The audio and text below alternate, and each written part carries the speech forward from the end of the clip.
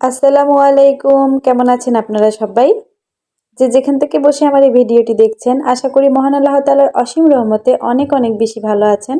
আমরাও আলহামদুলিল্লাহ ভালো আছি। বরাবরের মতো নতুন একটা ভিডিও নিয়ে হাজির হয়ে গেলাম আমার প্রিয় ভিউয়ার্সদের মাঝে।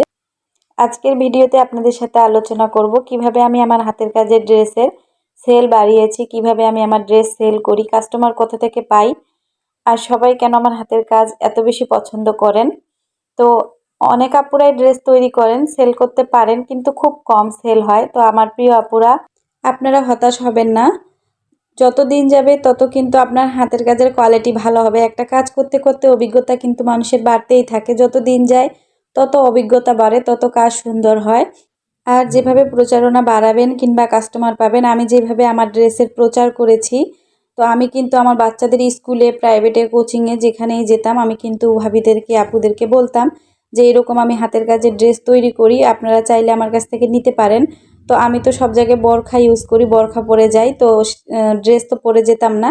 তো ওনারা দেখতে চাইলে আমি পরের দিন ওনাদেরকে ড্রেস নিয়ে গিয়ে দেখাতাম, কিংবা ওনাদেরকে আমার বাসার ঠিকানা দিতাম। ওনারা এসে আমার কাছ থেকে ড্রেস দেখে ড্রেস নিতেন। আর অবশ্যই কাজের কোয়ালিটি যদি ভালো হয়, সুন্দর হয়, আর কাপড়ের কোয়ালিটি যদি ভালো হয়, তাহলে কিন্তু ড্রেস বিক্রি করতে কোনো সমস্যাই হয় না। একবার যদি আপনার কাছ থেকে কেউ ড্রেস নেয়, দ্বিতীয়বার অবশ্যই নিবে, কাজের কোয়ালিটি যদি ভালো হয়ে থাকে। আর একটা কথা হচ্ছে যে আপনার যে লাভের অংশটা, সেটা খুব বেশি না রাখে সীমিত রাখার চেষ্টা করবেন, আপনার যেন সেলটা বেশি হয়। বেশি লাভে সারাদিনে 5টা ড্রেস সেল না করে, একটু কম লাভে যদি আপনি সেই জায়গায় 10টা ড্রেস সেল করেন, তাহলে কিন্তু আপনার প্রচারণা বাড়বে। যদি 5 জন নেয়, তার কাছ থেকে 5 জন মানুষ আরও জানতে পারলো। যদি 10 জন নেয়, 15 জন নেয়, তাদের মধ্যে কিন্তু আরও অনেক মানুষ তাদের সাথে জড়িত, তাদের আত্মীয় স্বজন, তাদের বন্ধু বান্ধব, তারাও কিন্তু জানবে যে উনি কোথা থেকে ড্রেসটা নিয়েছেন, অনেক সুন্দর লাগছে, কোথা থেকে নিয়েছেন ড্রেসটা। তো এরকম করে উনি বলবে, যখন দেখবে যে আপনার কাছে একটু কমেই এত ভালো ড্রেস পাচ্ছে, তখন কিন্তু আপনার কাছ থেকে ড্রেস নিতে চাবে।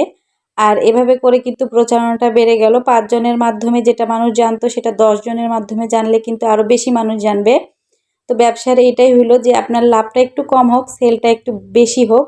এটাই কিন্তু সবচেয়ে বড় প্রচারণার বিষয়, যেটা আমি আমার ব্যবসায় ব্যবহার করি, যে নিয়মটা, সেটাই আপনাদের সাথে শেয়ার করলাম। যে কোনো প্রোডাক্টের কিন্তু অ্যাডভার্টাইজমেন্ট জরুরি। অ্যাডভার্টাইজ করার জন্য কিন্তু অনেক টাকা পয়সা খরচ করে মানুষ। সে জায়গায় আপনি প্রথমে যখন ড্রেস তৈরি করবেন, একটু সীমিত লাভেই দিবেন, ড্রেসটা বেশি একটা লাভ রাখবেন না। তখন দেখবেন যে মানুষ যখন সুন্দর ফিনিশিং কাজ, ভালো কাপড়ের কোয়ালিটি, কাজের কোয়ালিটি ভালো ড্রেস পাচ্ছে, একটু কমেই পাচ্ছে অন্য অন্য জায়গা থেকে, তখন কিন্তু আপনার কাছেই আসবে। আর যখন আপনার কাছ থেকে ড্রেস নিবে, একজনের মাধ্যমে আরও অনেকজন জানবে, তাতেই কিন্তু আপনার প্রচারণাটা বেড়ে যাবে। আর আরেকটা কথা, আপনাকে চুপ থাকলে হবে না, আপনাকে অবশ্যই মানুষকে জানাতে হবে যে আপনি একটা বিজনেস করছেন, আপনি এই ড্রেস তৈরি করছেন, এরকমভাবে তৈরি করছেন। তো আপনাকে অবশ্যই এটা মানুষকে বলতে হবে যে আমি এরকম একটা বিজনেস করি, এরকম হাতের কাজের ড্রেস বিক্রি করি, সেল করি, আপনারা আমার কাছ থেকে নিতে পারেন। তো আপনি যদি এটা মানুষকে না বলেন, মানুষ তো বুঝবে না।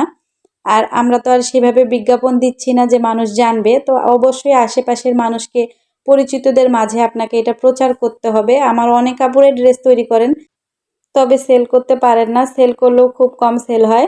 তো সেই আপুরা হতাশ না হয়ে কিছু টেকনিক খাটাতে হবে। আসলে আপু, বিজনেসটা হচ্ছে দেখে শিখবেন, এটাই নিয়ম, বিজনেস দেখেই শিখতে হয়। এটা হাতে ধরে শেখার কিছু নাই। আর নিজের বুদ্ধি খাটাতে হবে, কিভাবে দিন দিন আপনার কাজগুলো আপনি ইমপ্রুভ করবেন, কিভাবে উন্নতি হবে আপনার কাজগুলোর, কোনটা কোনভাবে করলে ভালো লাগবে।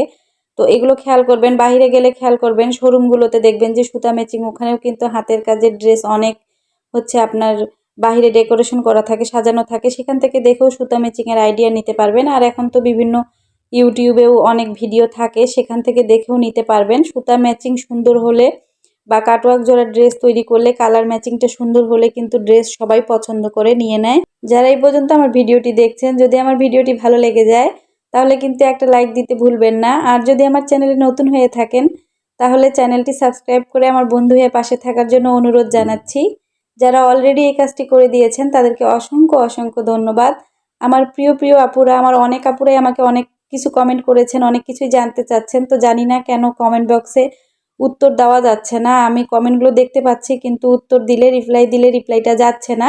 এটা সমস্যা মাঝে মধ্যে হয়। তো আপু, সমস্যাটা সমাধান হয়ে গেলে কিন্তু আমি আপনাদের সবগুলো কমেন্টের উত্তর দিয়ে দিব ইনশাআল্লাহ। আর আমার অনেক আপুরাই অনেক প্রশ্ন করেছেন আমি কি সুতা দিয়ে কাজ করি, ট্রেসিং কিভাবে রেডি করি, কিভাবে ছাপ দিলে ছাপটা সুন্দর হবে। তো ইনশাআল্লাহ আপু পরবর্তী ভিডিওতে সম্পূর্ণ ডিটেলস নিয়ে আপনাদের সামনে হাজির হব, আপনাদের সাথে শেয়ার করব। আর এই ম্যাচিংগুলো কেমন হয়েছে অবশ্যই কমেন্ট করে জানাবেন। আপনাদের কমেন্ট পড়তে আমার খুব ভালো লাগে আমার প্রিয় আপুরা। আপনাদের সুন্দর সুন্দর কমেন্টের জন্য অসংখ্য অসংখ্য ধন্যবাদ। তো সবাই ভালো থাকবেন, সুস্থ থাকবেন, নিরাপদে থাকবেন। মহান আল্লাহ তাআলা আমাদের সবাইকে ভালো সুস্থ রাখুন। এখান থেকে বিদায় নিচ্ছি, দেখা হবে পরবর্তী কোনো ভিডিওতে। আসসালামু আলাইকুম, আল্লাহ হাফেজ।